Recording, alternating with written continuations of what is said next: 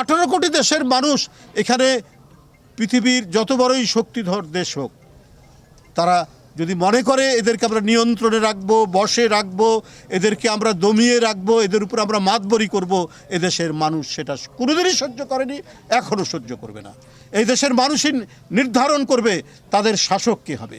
তারাই ভোট দিয়ে ঠিক করবে কোন দলকে তারা নির্বাচন করবে, তারাই দেশ শাসন করবে। এই জন্যই আমাদের 16 বছরের নিরবচ্ছিন্ন আন্দোলন সংগ্রাম আমরা করে গেছি।